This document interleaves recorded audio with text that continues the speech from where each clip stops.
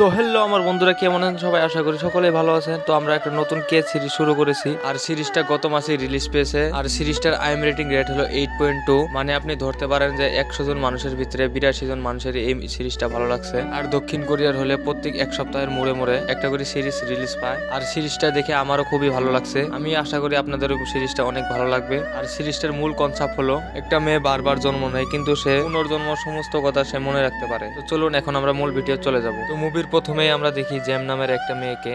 সে বলে গত 20 বার পুনর্জন্মের কথা আমার মনে রয়েছে, তো এইবার আমার পাস্টের কথা বলবো।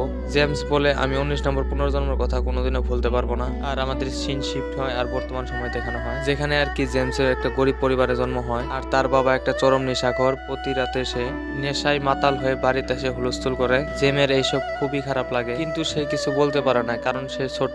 আর তারপরের দিন দেখি জেমস একটা উৎসবে সে ডান্স করে, আর তার এই সুন্দর ডান্স দেখে একজন লোক টাকা দেয়, কিন্তু তার লোভী বাবা তার সমস্ত টাকা কেড়ে নেয়। আর সেই টাকা দিয়ে তার বাবা জুয়া খেলে, আর সমস্ত টাকা সে জুয়াত উড়িয়ে দেয়। আর বাড়িতে এসে আবারও আগের মতন হাল্লাচিল্লা আরম্ভ করে, মানে কি বজ্জাত বাবারে। আর তখন জেমস বলতে থাকে আমার 19 নম্বর পুনর্জন্ম খুবই কষ্ট হতে চলেছে। আর তারপরে আমাদের দেখানো হয় এগন নামের একটা মহিলাকে। আর এগন নামের এই মহিলাজন ছোট মোটো একটা রেস্টুরেন্ট চালায়। আর এই এগন নামের মহিলাটি টিভিতে জেমসের সেই ইন্টারভিউ দেখতে থাকে। আর ইন্টারভিউ দেখে সে বলে যে এতটুকু মেয়ে তো চালাক কি করে হতে পারে। আর ঠিক তখনই তার হাতে গ্যাসের ছেঁকা লাগে। আর জেমস আমরা দেখি দৌড়াতে, মানে একটা মেয়ে 19 বার জন্ম নিয়েছে, তার ভিতরে তো ট্যালেন্ট থাকবেই না। আর দৌড়াতে দৌড়াতে সে এগন নামের সেই মহিলাটির রেস্টুরেন্টে চলে আসে আর একটা চিঠি দেয়। আর চিঠিতে লেখা ছিল আমি তোমার আঙ্কেল জেগো, এই মেয়েটাকে কিছু টাকা দাও, এই মেয়েটার খুবই টাকার প্রয়োজন। তখন এগন নামের মহিলাটা বলে আমার আঙ্কেল জেগো তো 20 বছর আগেই মারা গেছে, এই চিঠি কোথায় পেলে? তখন জেমস বলে এটা তোমার আঙ্কেল না। আর এগন এই কথা শুনে আচরিত হয় আর বলে যে তুমি কি করে জানো? আর জেমস বলে আমার 17 নম্বর পুনর্জন্ম আমি তোমার আঙ্কেল ছিলাম।